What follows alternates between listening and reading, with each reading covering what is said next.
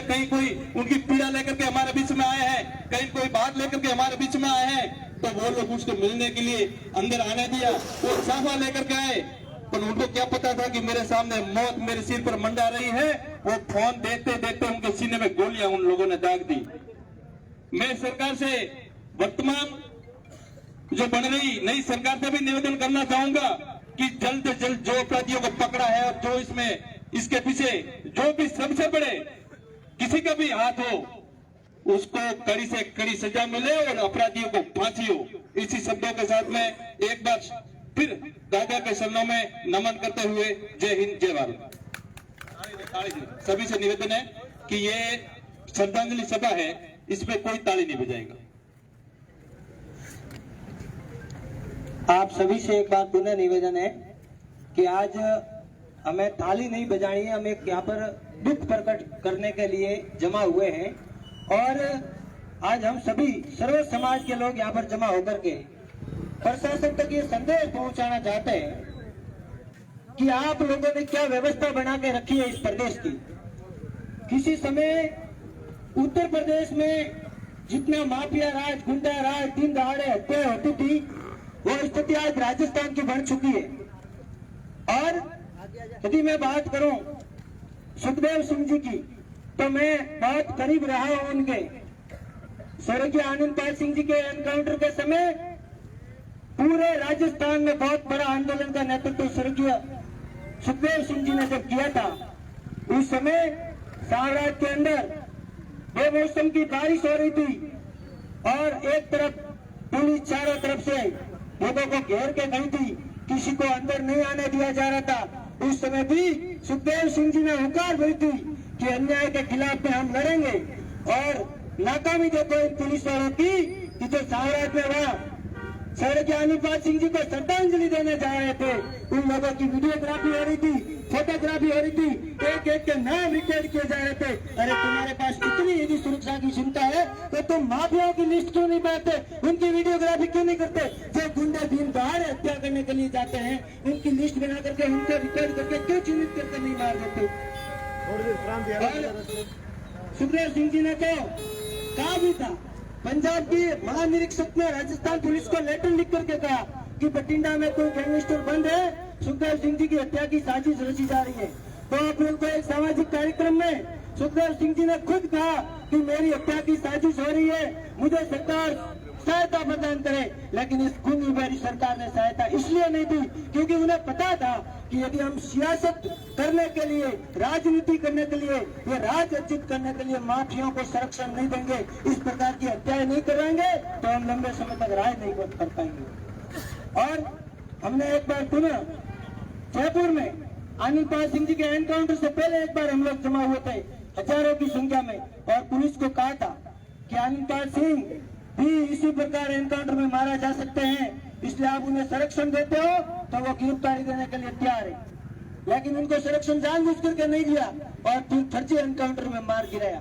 ऐसे ही सुखदेव सिंह जी तो कोई तस्कर नहीं थे, कोई गुंडा नहीं थे, उनका कोई क्रिमिनल रिकॉर्ड नहीं था। उन्होंने हमेशा असहाय की मदद की, अन्याय के खिलाफ आवाज उठाई। लेकिन यदि प्रशासन ये भूल करता है कि क्षत्रिय अब लड़ नहीं सकते, तो वो भूल नहीं करे। मैं आगाह करना चाहता हूँ कि सभी क्षत्रियों ने कानून की सीमा में रह करके हथियार छोड़े हैं, चलाना नहीं भूले।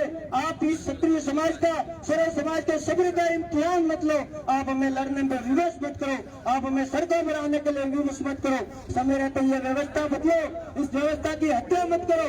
आम पब्लिक यदि जिस दिन सड़कों पर आ गई, उस दिन आप इसे कंट्रोल नहीं कर पाओगे। इतना कहकर के मैं निवेदन करता हूँ। हमारे बीच में डॉक्टर भूपेंद्र जी आए हैं, आपका भी स्वागत है। मैं निवेदन करता हूँ डबाल ग्राम पंचायत के पूर्व सरपंच अमराराम जी देवासी से कि वो आप आगे की बात रखें।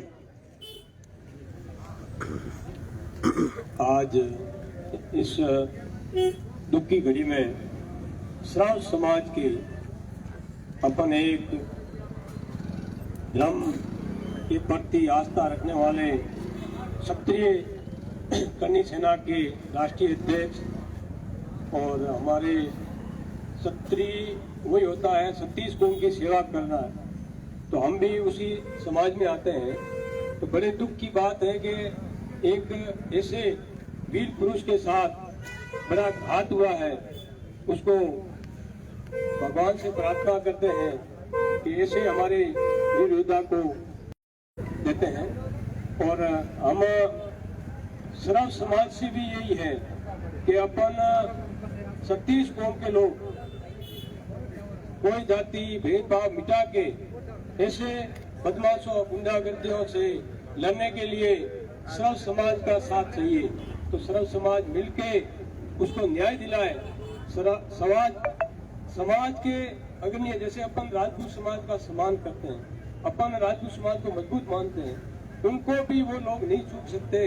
तो आप और हमारी कोई ताकत नहीं है कि आप भी हम भी सुरक्षित रहे।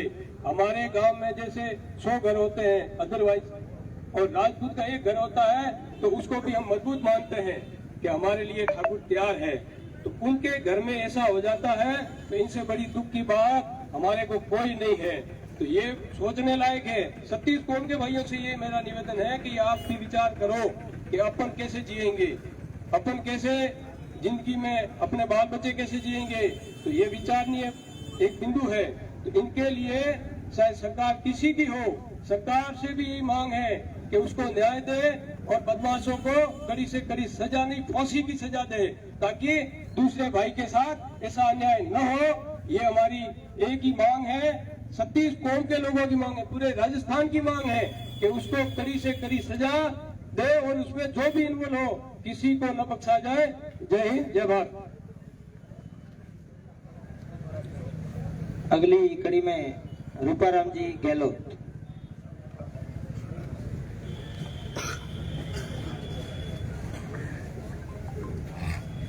आज पूरा राजस्थान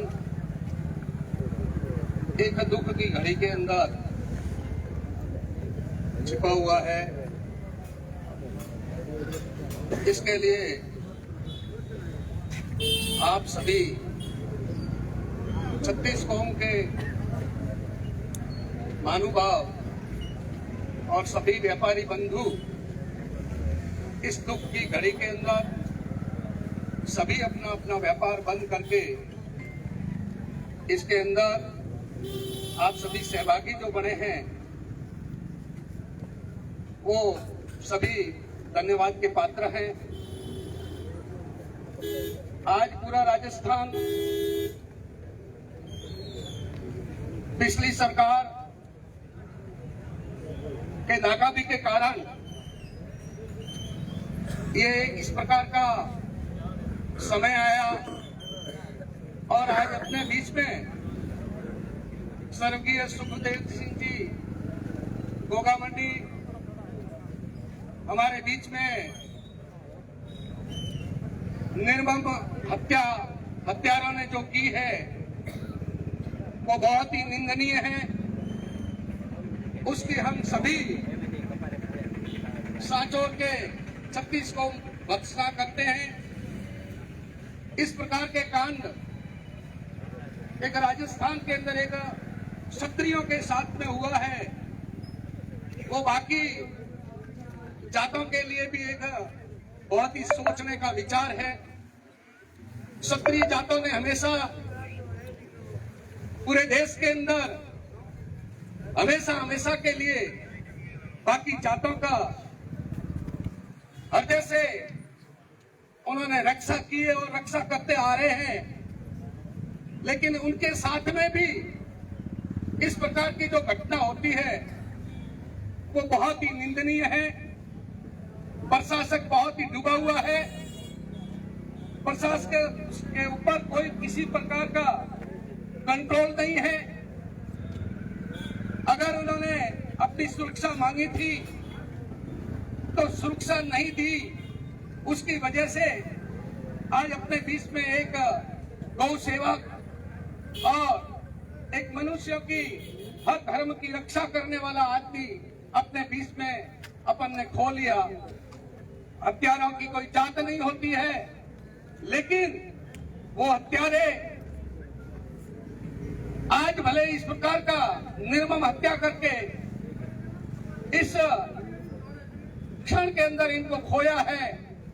बद्दुआ उनके परिवार को, बद्दुआ उनके जाति को भी 36 कौम की लगेगी, वो भी सुख से अपना चैन नहीं पाएंगे। लेकिन मैं प्रशासक से ये अवगत करवाना चाहता हूं या सरकार से अवगत करवाना चाहता हूं कि राजस्थान के अंदर डगमगाती हुई इस प्रकार की व्यवस्था को पिछले 5 वर्ष के अंदर जो जहर घोला है और इस प्रकार का जो तांडव मचाया है पूरी सरकार ने इस राजस्थान के अंदर, उसका जो भुगतना अपने को भुगतना पड़ रहा है वो बहुत ही निंदनीय है। प्रशासक स्टिक होना चाहिए, नेता लोग भी जितने भी है वो स्टिक होने चाहिए, ऐसे लोगों को संरक्षण न दे और उनको अभी सरकार को ये सोच करके उनको फांसी देनी चाहिए, तभी जाकर के दूसरों को भी सबक मिले।